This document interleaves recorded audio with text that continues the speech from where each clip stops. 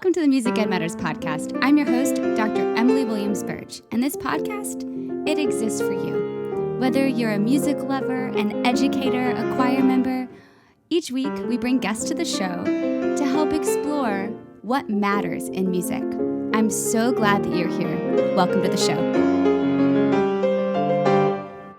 Hello, and welcome to the Music Ed Matters podcast. I'm your host, Dr. Emily Williams-Birch, and today you are meeting the president and CEO of NAMM and the NAMM Foundation.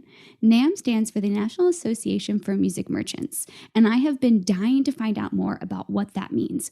Well, I was a guest on a podcast a few weeks ago, and in the conversation, that host was like, "Do you happen to know John Mlynczak?" I'm like, "Oh, yes, we went to college together when I was at LSU."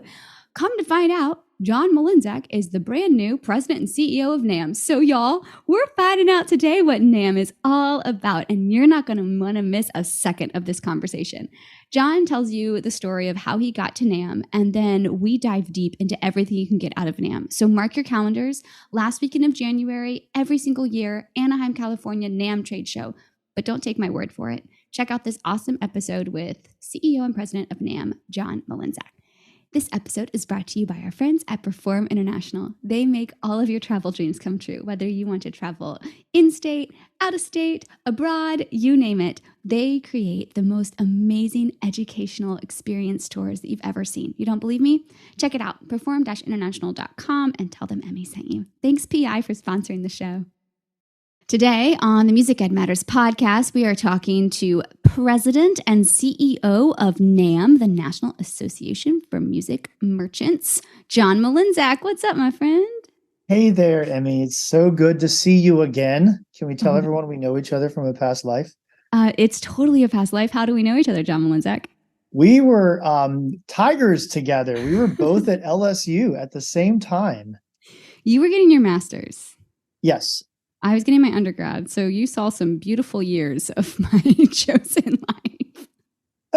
We will not talk about that. No, but I'm so excited to see full circle. What have you done since LSU? Give the listeners the story. Who is John Mlynczak, and how did you get to be president and CEO of NAMM?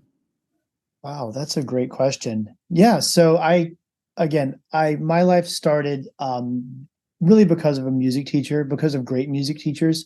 And I knew that I wanted to be a music teacher. So I went to Virginia Commonwealth University first, got my undergrad music education, but I also really liked playing the trumpet and had the opportunity to go to LSU on scholarship. And so I packed up and moved to Louisiana and went to LSU and did a master's in performance there. And then pretty soon after, had the opportunity to start teaching. And I started teaching music in Baton Rouge at an amazing private school that I had total flexibility to just make amazing music with kids of all ages all day. And it was one of the greatest, parts of my life. And, of course, playing a bunch of music, there's lots of music needed to play in Louisiana. So down in New Orleans. And then I thought I'd made it. That was it. I'd done everything I wanted to do in life. I wanted to teach music and I wanted to play music, and I was doing both, right? That's what we aspire for in college. That was the goal. That was it. Gigging and teaching and living the life. And it was great. And after a while, I really got fascinated with education. So I went back to LSU and actually did a second master's in educational leadership. Because I was really good friends with the supervisor of music for the state of Louisiana, Richard Baker, still good friends today. And he conducted musicals. So I'd play in the pit and and all that. But I was like, that's a cool place to go eventually. Like, I want to get into like arts supervisor or be a, music supervisor of a district or state.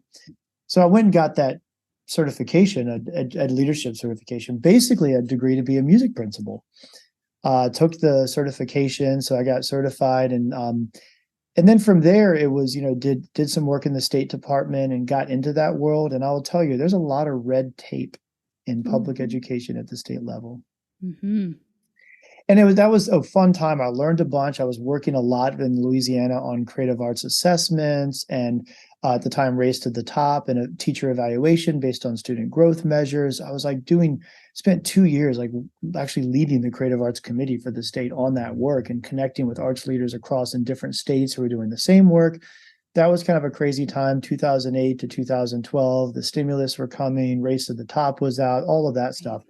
No Child Left Behind wasn't being renewed, so we were in a weird place. And that was really great work. But at some point, between playing and that type of work, I found myself with an opportunity to go into the music industry. And there is a company in Baton Rouge, PreSonus Audio, that made audio interfaces. I've always been a techie. I was teaching a music technology class at my course that the kids loved. And somehow between music tech and leadership and advocacy, I had this like, who am I and what am I doing?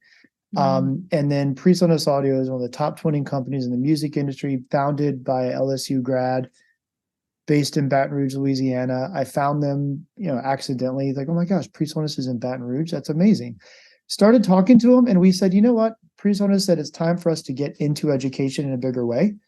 It was 2012. The iPad had come out. GarageBand was accessible to kids. Apps were coming out so popular at the time that kids now had access to tools to make music, but teachers didn't have the curriculum or resources to understand how to teach music technology. Yes.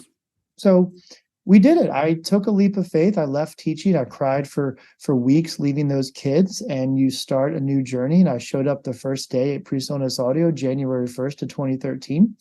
And they're like, okay, what are you going to do? And I said, what do you want me to do? And neither of us knew, but we knew that we wanted to get into music education. And so there was a blend of music industry and education at the time. And they said, well, pack your bags, buy a ticket to LA. So you're going to the NAMM show. And I said, what's the NAMM show? And I went to my first NAMM show in January of 2013. And I saw this massive world of an industry of everyone who makes, creates, sells, distributes musical products that is behind everything I'd done as a musician and a teacher. We play instruments, we teach instruments, we outfit our schools, we go gig, we run sound, and I was the guy setting up the lights for our band and everything. You're doing, and like, wow, these people make these products, and this industry deeply cares about music education and invests in it. And then I found the NAMM Foundation and said, wait, our industry, like this entire show that I saw in 2013 that blew my mind, all of this exists as a nonprofit to put funds into a foundation that gives back to music education. How did we as music educators not know this existed? Yeah. Mind blowing. And then I, had a job at PreSonus. I later moved over to Hal Leonard and took, my lots of different jobs in between. But then you just start learning a lot. We're, as musicians, we know we learn how to learn. If you can be a good musician, you're sitting in the practice room, teaching yourself, pushing yourself to get better and better. You learn how to learn. So yeah, I learned marketing, I learned sales, I studied more leadership, and you just rise very quickly in the industry. And then I was vice president of music education and technology for Hal Leonard Publishing. And that was a great, amazing opportunity. And then the CEO and president of NAMM, after 22 years at the job, announced his retirement. And I saw that announcement in 2021 and said, I don't envy the next person. Wow, those are big shoes to fill. I feel bad for whoever has to take that job, because Joe's done such an amazing job at NAMM. It's like taking over after that amazing band director that everyone loves, who's been there for 30 years, and you'll never be that person. No, you'll never be that person. And at the time, honestly, Emmy, I literally saw that job and said, I wish he waited 10 more years. Like, I'd love to do that, but I need 10 more years to really get ready for this. I'm not ready. But I've, surrounded by enough good friends in the industry and good mentors. And I was, encouraged, and I talked to a lot of folks, and I said, well, as anyone that's giving career advice or application advice, is don't self-select yourself. Let the hiring committee make the choice. Don't choose yourself out. You never know. I wrote a letter that I belabored over for weeks, and I updated my resume. And I took time to talk to friends in the industry, people I've had the opportunity to meet over many years. So everything I did had like this army of people, like all of us, behind you, reviewing, giving you feedback. And then I started talking to the committee. It was a 9-month process. And, it got to a point where we realized, like, this is right. And I I know now that I am what NAMM needs right now, and NAMM knows I am what they need. And in different circumstances and different times, it might be a different person who got the job. But after COVID, with the need to just, adapt to new technologies, innovate, accelerate, rethink how we do things because the world around us has changed. I've done that several times. I have tech background, I have marketing background, I have ed background, ton of passion, and I'm okay with putting in 18 hours a day to get it done. So that's why I'm here, if that answers the question. That's such a great story, though, John. Like to see you come from the music ed background, work on that performance master's, but then go and immediately give back to students while still gigging. Like you really were doing what we all thought was the dream job right out of school. But you're also doing that amazing thing of taking and transferring the skills it takes to be an educator, to be a musician, to be a performer. And you're applying it to this whole new industry and this whole new role. And I'm really excited for NAMM to have you there at the top as CEO and president. Oh, thank you. You said something really interesting too, because I think a lot of, since this is a music ed mainly audience here, I think a lot of music educators, because I felt it, it's like, okay, I've got to the top of my career 2 years out of college. I'm a teacher, doing some private lessons after school. In fact, I was teaching trumpet after school, but also loved play guitar. I played guitar forever. I started teaching guitar lessons after school, and this was at the height of the early Taylor Swift days, like the good old country boy hating days, and like everything was like 3.5 chords that anyone can play. So I had this like army of after school lessons where like every student wanted to learn to play Taylor Swift songs. So I could literally just, but anyway, side story, but you're teaching during the day, you end up teaching till 7:30 every night, you gig every weekend, we're there.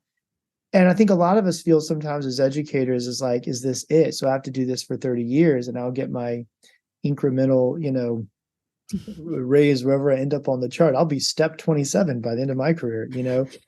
But you've had the same path. I mean, you and taught, we realize that like if you're teaching right now, I'm not saying leave teaching. Teaching is an amazing profession, but just realize like you can get that many students and build that much community in a school and be a successful music teacher.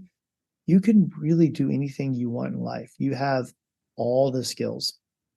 I think that is so important. I tell my students that all the time in college. They're studying these performance heavy degrees. And yes, I want you to make it big time and have the creative career of your dreams. But also remember in the process, you have so many skills that you would be a blessing to so many different career fields. We're not pigeonholed at all. 100%. In fact, one of the most exciting initiatives that NAMM's working on right now, and it's really a combination of both NAMM and the NAMM Foundation, is this Careers in Music. It's called Consider a Career in Music. And it is our campaign to make sure that the world knows that we are a thriving, vibrant industry of lots of job opportunities. And the music industry presents hundreds of careers at all salary ranges that allow you to use your skills and passions and serve the world of music making. And I think a lot of times when you imagine a kid going to a parent and junior in high school, right? Because we have to make, also the idea of like you have to decide your junior year of high school where you're going to be for the rest of your life is silly to me. Crazy. But what college are you going to go to? What are you going to study when you go to college? Imagine today, that kid says, "Mom, Dad, it's music." They're like, "Oh, cool. Yay. How long can you be on my insurance? Okay, can we refinish the basement? Because you're going to end up being there in 3." It's like I could be a teacher, I could be a player, or maybe like go into the music business side, but that's not true. Those limitations aren't true. It's just a perception problem. Like no one, I think right now aspires to say, "Oh, I want to go build instruments. I want to design software that powers mixers, everything. I want to design software that powers speakers at a Taylor Swift concert that gets sound to the nosebleed section at the same time that it gets it to the floor, and like the technology behind that. Or I want to design lighting systems, or I want to build flutes. I want to repair instruments. I want to, work as I want to be able to sell musical instruments." And like everyone who's, found those jobs, you talk to people in our industry, they love those jobs. They have long, fulfilling careers in all of those fields. But I think we as an industry just haven't elevated it. And so it's our job as the association to make sure everyone knows that careers in music exist. What an awesome campaign. When does that campaign kick off? So it's kicked off. It's one of those things that, our philosophy is do something while you're talking about doing something. Like, we got to get it out there. So we started in the summer in partnership with National Federation of State High School Associations, or NFHS. For anyone that doesn't know NFHS, if you remember the big aerosol study, like, they were one of the main leaders, co-sponsors that study during the pandemic, and they're an amazing organization that we partner with on a lot of fronts. So this Consider a Career in Music campaign that we're putting out, we've made a brochure of all the careers. We made a landing page of all the careers in music and all the ideas I just said. And we went to the American School Counselors Association conference in Atlanta in over the summer. And we showed up with a booth and said, at the school council, because they're the ones that are advising high school students on what career path. And it was the first round of getting something out, and it was overwhelming. Like, the booth was flooded. Counselors were like, "Oh my goodness, thank you." Like, kids come to me all the time and say, "What can I do in music?" And all I know is like, "Okay, well, go talk to your band or choir director," or I don't know what out there, but this is amazing. Give us more. So now we are this month shipping 75,000 posters of all the careers in music with QR codes to our landing page. Every high school in America will get 3. Wow. 1 for the counselor's office and 2 for, most schools have 2 music programs, band or choir. So we're already doing that. We're funding that through our foundation. We're sending all those out. Next step is we're working on getting, 500,000 brochures made so every high school in America can have stacks of brochures to give kids. We're going out there in a big way. We're going to change perception. I love that, because it starts like someone has to change the perception. I just had a conversation with Ruth Hart, who works for Culture for Hire, on the urgency needed to change the direction, to change the trend of declining arts participation. And this, you're doing the work. You are out there urgently getting the information in the hands. Yeah. And you're so right. It's perception, especially in a world that we make decisions off of a 15-second TikTok video, and our minds are made up on where we stand on an issue or all of that. I mean, we live in an influencer world, and we just have to play by those rules. And it's all about public perception first. Because if you really look at the data on our industry and the size of our industry, we're hiring. There are jobs in this industry. People love it. It's passionate. Like, we don't have a job problem. We don't have a people problem. We just have a perception problem. Mm. And so NAMM is able to do these things through the foundation funding it. How do the two interact, NAMM and the NAMM Foundation? It's a great question. And to be honest, the way I like to explain it is the NAMM Foundation is an important part of how NAMM does its work. So NAMM is a 501c6 nonprofit, as a membership association. So NAMM, as the association, we are a membership association. We have member dues. We have a trade show, the world's largest music products trade show. It's amazing in January. And we'll talk about that because it's coming up very soon. And we work year round to, strengthen the music products industry and promote the pleasures and benefits of making music. That's our mission, right? And the NAMM Foundation is a critical piece of that mission, because the NAMM Foundation is a 501c3 charitable foundation in which we can, through that foundation, do charitable giving, right? And invest in other programs that grow music making worldwide. So there's a little, and so like NAMM lobbying is a C6 activity.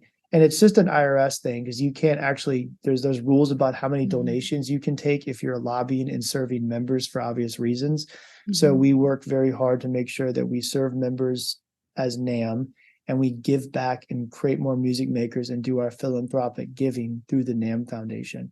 But we have the same team. Our corporate OKR, our corporate objectives and KPIs at NAMM are about both giving through the foundation and supporting members. We think of it as one big mission. That's so cool. And you have this beautiful circle on the website that talks about how it all kind of feeds back together. You have the trade show, but then through all of that, you talk about funding and public awareness and increasing demand and growing the industry. So then the trade show can grow, and then you're back at the top of the trade show. And it's just this beautiful image of how your organization is continuing to spiral in a positive direction. Yeah, exactly. Our job is to grow the pie. A lot of people ask, like, what do you do as NAMM? Like, our job is to make the products industry bigger. And there's several ways to do that, right? Really it comes down to creating more music makers, more people opportunity to learn, play music, more people that can pick up an instrument, pick up a computer and an interface, start producing, recording, singing, playing music at any level. And that's how we think about it. And so that's our job. And growing the pie, and we have a lot of things on our plate. And like saying no is hard because there's so many things we want to do, and there's so many things our industry wants us to do.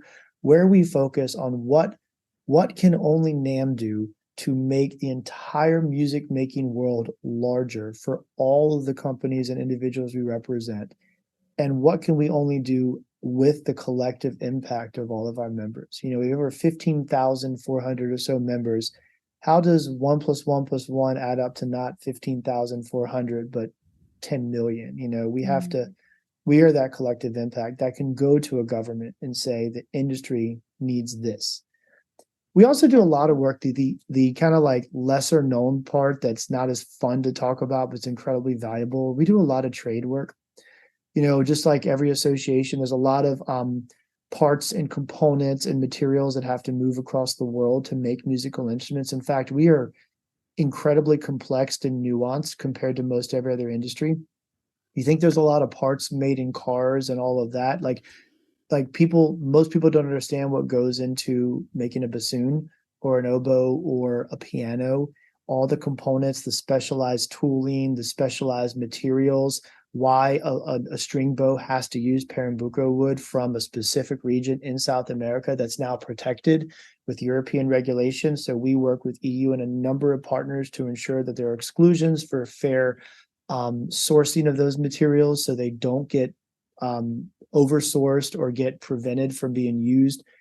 All of this stuff, we're doing all this in the background. It's one of those parts as a trade association. We have all these lobby firms, lawyers across the world that we work with. It's what we do as the association. And if we do it right, no one knows about it. If we do it wrong, suddenly you're not allowed to use lead in Germany to balance piano keys, and the whole supply chain breaks apart. So everyone just know we're on top of it, so you don't have to worry about it. Wow. But it's a lot of work. I didn't even think about that side of it's almost like like those little boats that you paddle, like you pedal the boat and the boat goes and underneath it's like, but you're just sitting there like smiling on top. Oh yeah. Yeah, exactly. We're the top of the duck on the water, but as an association, again, our job as an association to help the music industry. If we don't take care of this for the industry, that means that every individual company has to fight this battle on their own. And imagine like right now, protected woods is such an important topic worldwide, right? There's a lot of, and the woods that are used in musical instruments are have to be extremely dense and have to be a very certain material. And these are also woods that are coveted in other industries that are sadly overmined and unfair sourced in other industries. But we work with our members to make sure we're sourcing, that we're using fair practices, that we're environmentally sustainable. And that's really important. But if we don't make sure we're doing that work on behalf of all of our members, imagine every company have to do the same work and pay the same lawyers to have the same representation. We do it on behalf of our industry. That's awesome. And so, talking about who you're serving in your membership, I know you said there's a brand new initiative for individual memberships to be a part of NAMM. Who are these 15,400 people? Where are they coming from? Yeah, no, that's a really great part because the future right now is really expanding and recognizing who all we represent. So traditionally, NAMM has been company members. We represent manufacturers, retailers, distributors, companies working in the music industry. And as we've expanded through the pandemic, we expanded into individuals. And there's there's two areas. So if you work for a member company, we want to make sure that you as an employee of a member company feel that we are representing you. So we're not, I'll use Hal Leonard because I used to be there, right? Like at Hal Leonard, for a long time, Hal Leonard was a member, but we want to make sure that the 600 plus worldwide employees of Hal Leonard all say, I'm a NAMM member. So we're focused now on what benefits can we create and what benefits can we market to make sure that everyone are member companies. Because if you add up right now, our member companies represent over 500,000 employees worldwide. So we think about the 500,000. That's really important. The people in the companies, right? And then second, there's a lot of people that work in the music products industries that have a massive influence on musical products that may not work for a member company.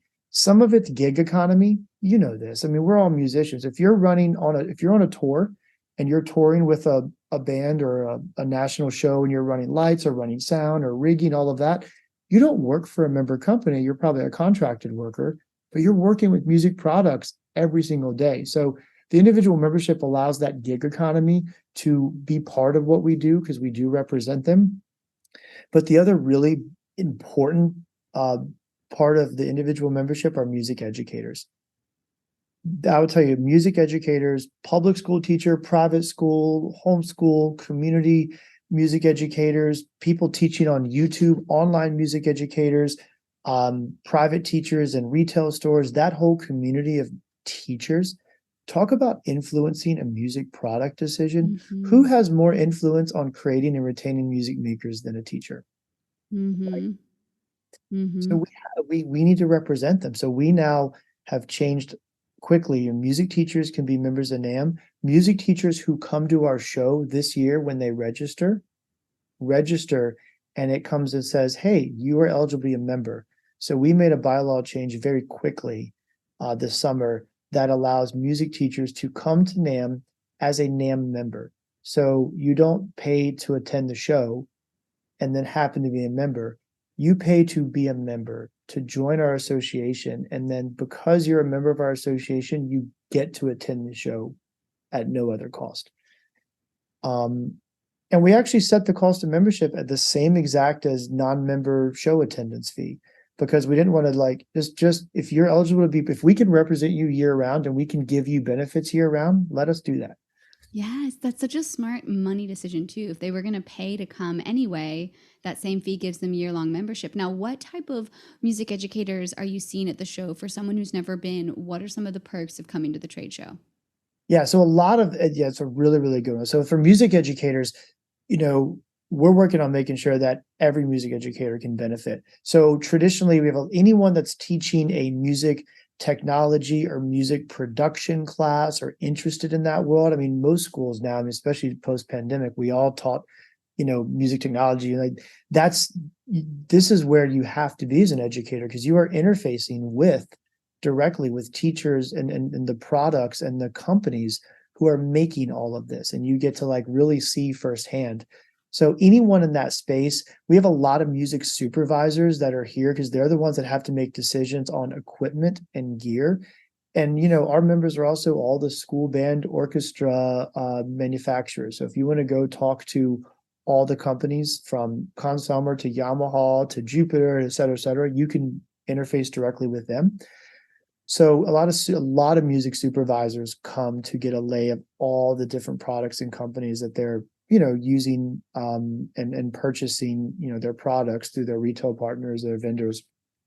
But also we've worked really hard at expanding access to programs like non-traditional programs. So ukulele ensembles, guitar ensembles. I mean, that sort of area that's been booming for a while. We actually have over 40 sessions at the NAMM show just for music educators that include hands-on guitar, hands-on ukulele, technology, and all sorts of other areas. Drum circles is another big one, like drumming. So steel pan, mariachi programming. We have sessions on all of these different types of programming. Wow. Okay, so there's a lot of like I'm over here like, can I miss classes to go to this? Because I teach all of the music comp minor classes. So music theory, music composition, arrangement and transcription, and singing songwriting. And to see these students come in using a variety of DAWs, there's never two of the same DAWs used, Mhm. ever. Same with notation programs. No one's using the same stuff. I mean, our school is equipped with a certain one, but everyone comes in with their own. And it is so awesome. We always do one day every quarter where they do a demo of their favorite DAW and their favorite notation system. So everyone gets a look at it. But it would be awesome to see them in one place. What are all the options? Absolutely. And build in the connections because NAMM, the NAMM show for us, I mean, technically it's a trade show, but we don't think of ourselves as a trade show. We take a lot of pride in that there is nothing in the world like the NAMM show. And the power of the connections that happen, there's music making on stages. We're about to announce the press release. Well, it'll be announced by the time this is aired, obviously, but there were, hundreds of bands across campus performing, major artists on stage. But we think a lot about the power of networking and associating. We like to say we're an association, so we help people associate, right? So like the power of an educator being able to talk to a company who's building the doll and saying, here's how I use it in my classroom, and even have those engineers listen and say, wow, yeah, you know what? I never thought about for students learning, that, and that's what our companies like. They like interfacing directly with the people that are teaching and influencing their products. Just like a retailer talks to a manufacturer and says, yeah, my customers are saying they like this feature, but they don't like this, and this is what they're hearing. Having the dialogue with teachers, that's also the power of NAMM. Like you can have those conversations. So when is this year's NAMM trade show and how do you sign up? How much is it? Where is it? All that stuff. Yeah, NAMM is in Southern California, January 25 through 28. And if you haven't been to Southern California in January, it is incredibly beautiful. There is sunshine. It's in Anaheim, California, which is where Disneyland is. We also have discounted Disney passes if you want to make a little vacation out of it. And the NAMM show is, if you're an educator, you want to attend, you can join NAMM for $150 and you can participate in everything at the NAMM show as well as be a year-round member. We'll have a lot more cool teacher perks coming out throughout 2024 and beyond. If you're a student registration is half price. It's $75 to attend as a student. And I can tell we have, not only do we have over 40 sessions for music educators, but we have also an entire track called Gen Next for college students, specifically on an entire track of programming, which is another 40 plus sessions that are just designed for the emerging future of our industry. And not only that, but you have programming on Gen Next, but you also have networking of Gen Next that connects you to young professionals in our industry and other opportunities to find your career. Wow, that's so cool and exciting. This is definitely something I know a lot of our students would be really benefiting from, but also some of these teachers out there looking for new ideas to spark their programs and build their programs. No, absolutely. And I think every music educator should have NAMM on their radar as a national conference that you have to get to at some point. And with your college students, we have a great partnership with the College Music Society, who does an incredible work for us as well. And we partner with them on Gen Next, and we're working more and more to get more students to get out.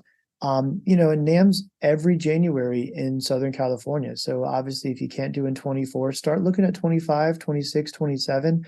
Our foundation offers scholarships for students to help get to the NAMM show. So students can apply for Gen Next scholarships ahead of each NAMM show. And we offer actually a lot of $750 stipends to offset hotel and cost for students to come out. And again, as the foundation, as we get more and more donations and funding for the foundation, we only increase those scholarships. So lots of opportunity to get there.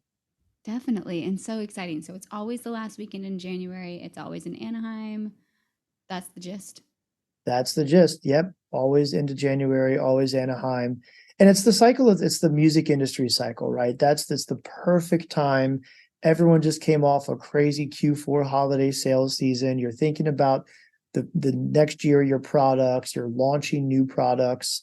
right? We'll have more. I mean, I think this is true where so far it's looking this way that we'll have more new products launched at the 2024 NAMM show than we've probably seen at any NAMM show previous. So we've had 3 years of companies that like had new products working. They kind of announced it, but it's COVID and some things are working, it's not working. We have supply chain. So now that everything's, back, we're seeing major innovation come out. And now with AI and the rapid acceleration of what those tools can do, there's some innovative stuff that's going to happen. Oh, this is so exciting. So, so exciting. Definitely on my radar. But you sparked another question. You talked about students applying to the NAMM Foundation for scholarships to go to the trade show. Are there other ways that people can tap into the NAMM Foundation for grants or other types of resources? Yeah, so NAMM Foundation does have a granting program. We grant this year we granted 24 nonprofits as well. So we definitely invest back in the industry in a big way. We have an entire granting cycle. So if you're a nonprofit that's interested in growing in NAMM Foundation support, you can go to nammfoundation.org and apply there. There's a granting cycle that's all explained there. At the NAMM show, the other thing we do is we offer a track called the Nonprofit Institute. And what this is we have over 500 nonprofits that will show up because there's a lot of nonprofits in our industry, and some are very large and some are one or two people and we offer programming to help nonprofits understand how to fundraise, how to run a nonprofit, how to focus your mission. So we have an entire track just on developing nonprofits as well. So even if you don't, get selected for a NAMM grant, because that's a very, very strict, process that we go through, you could still come to NAMM and get developed and get networked with a lot of other folks. This is so exciting. I want to come and just record every day of what I'm experiencing at the NAMM conference. Well, what's interesting, Emmy, is one of the other major benefits of NAMM right now is we recognize, like we said, with music educators being a really important piece. I mean, we have to, as an association, represent not only the world at which we live in today, but the world that we're going to be living in. Like that's our job, right? Help grow this industry forward. And you look at consumer purchasing decisions across any industry, and where we need to support growth in our industry is influencers. The way people make up their minds on a number of things right now, on in industry, right, is they listen to podcasts, they follow YouTubers, they have Instagram accounts, TikTok accounts. We live in a world where social influence is actually the beginning of your journey. And we have to understand that someone's going to choose to pick up an instrument probably because they saw an artist or an influencer or an educator inspire them in a social network. And they're actually going to go to one of our traditional NAMM members, like a retailer or a website, second, third, fourth, or fifth in their journey before they go to buy that first instrument or buy that 10th guitar or that 200th pedal, which you need all the pedals, right? All of them. So what we're focusing on the growth of our show, and back to why you need to be at the NAMM show, is that we actually have a major focus on getting influencers a home at the NAMM show. We want NAMM show to be the home for all social influencers and content creators in the music industry, because there's not really a networking place. So actually we're throwing a networking party for the first time. There will be a networking event just for content creators, podcaster, YouTube content creators, TikTokers, Instagram influencers are all being invited to come to, get together to find their network, but we're giving them special space at the NAMM show to create content. We're giving them special credentialing. So when you walk up to a manufacturer's booth, they see that you are someone that has influence, right? So NAMM will be the home of all content creators and social influencers in our industry. That is so cool. Me and my little mini mics want to come travel now. I have the cutest little mini microphones. We're gonna have a whole army of folks, and obviously January is very soon, but like start planning ahead, because so cool. That's what our brands need. I mean, we have to elevate. Back to our job at the NAMM show is to grow the music industry. That's our job. So how do we do that? Like, we need to create a platform at the NAMM show that elevates brands and products far beyond just our industry. Like the reason a manufacturer comes and everyone, because it's a lot of investment, right? Coming to California, the hotel, everything, I get it. So our job is to deliver massive ROI on that. So even from having like CNN and MSNBC coming in to cover our opening address and cover our show, to getting every influencer in the music space at the show, so brands get coverage and elevation through that network, to providing additional experiences and gear to come out. We have a whole media center in partnership with Harman. So we have a whole truck that's available with a podcasting studio. We have gear. We're going all out. We need to elevate the industry, and we do that by getting global media and global influencers there. So you started this job in April, my dear friend. I took over actually May 1st is when I took this official job. May 1st. You are moving and shaking. We have to. There's been the music industry was hit hard during the pandemic. And it was hit hard in an interesting way because at roughly half the industry, the bottom fell out. Music education was almost devastated by trying to go online. How hard was that?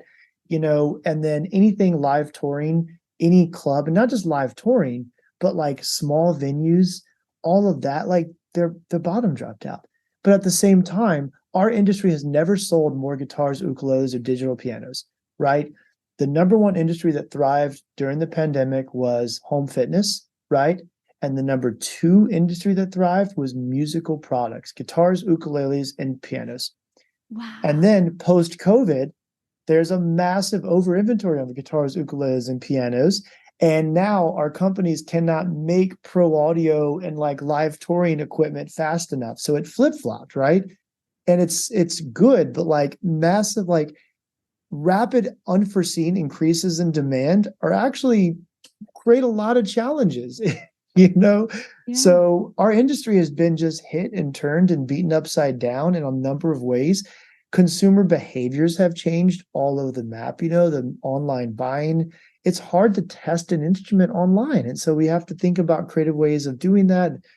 Having said that, so the reason we have to move and shake is our industry needs it. Our job is to be the association for our industry. And so we're not messing around. Again, they put a trumpet player in charge. So we're gonna play fast, we're gonna play high, we're gonna go for it. Whether we catch the note or not, we're gonna go for it. And if we get it right and we hit that note, we're gonna hang over as long as possible. I don't care if the conductors cut me off or not. I hit the high note. That is the best analogy ever. I say all the time, and I'm not saying this with any mean regard, that whatever your instrument is really does determine a lot of your personality traits and how I learned on oboe first. I was piano and then oboe, and then, the practice room got me and I couldn't be by myself, so I became a vocalist. Oh, yes. I remember many mornings in the LSU practice rooms because I was an early player. I was the guy that everyone hated because I'm doing like my long tones or my pedal tones in the morning. Da, da, da, da, da, da, blah. And everyone playing but then you get a vocalist in the practice room next and hear, you want to get me out of a practice room at 7:30 a.m.? Come next to me and start doing those weird vocal stuff. I will pack up my stuff and find a practice room that I don't have to listen to that. You vocalist, you think like a true trumpet player. Love it. Oh my gosh, John, this is such a great story. And I'm so thankful that you found time in your crazy busy December schedule. I'll get this out as soon as possible so everyone can know about the NAMM trade show and what they can get out of NAMM and the NAMM Foundation. But I always let the listener, the guest, give the listener, blah, blah, one thing that really matters that you want them to walk away from the episode with. Yes. And I was prepped, so I'm prepared. The thing that I would love, like music educators listening to know that matters, is never underestimate for a second that you are creating better human beings, right? Every day, you are making better human beings for the world. And I just want people to realize that, we have in the NAMM Foundation and NAMM, we just went to Washington, D.C. We did our advocacy trip, and we there is documented research on the cognitive benefits of playing and making music, on the test score student performance benefits, on the social emotional learning benefits. right? On the developmental benefits in early childhood. There's research there, all of that's documented, right? And we know that. But what we need to remember is that these human beings, by learning an instrument on top of all these other benefits, learning to learn, learning to make sound that actually literally creates human emotion, and learning to do that with your peers, you are a better human being because you've worked really hard to make a sound that creates emotion in humans. And we are making the world a more beautiful place every day. Do not forget, amongst all the other reasons that we talk about why music matters, all the documented benefits, we're making better human beings, and we need those right now. So well said. Thank you so much for coming on the podcast, John. Oh, thank you for having me. I love talking. Anytime, my friend. How cool is it that there is an organization out there serving their members and elevating music as a whole? Because the more people that experience and participate in music, the more everyone will benefit. It's just, isn't it such, feels like a big old hug. I hope that you have learned a ton about NAMM. I hope you are as excited as I am to find a way to get to Anaheim, California at some point in our future. And I hope you know that you matter. We all know that music matters, especially the work that NAMM and the NAMM Foundation are doing right now. And I'll see you next time on the Music Ed Matters podcast.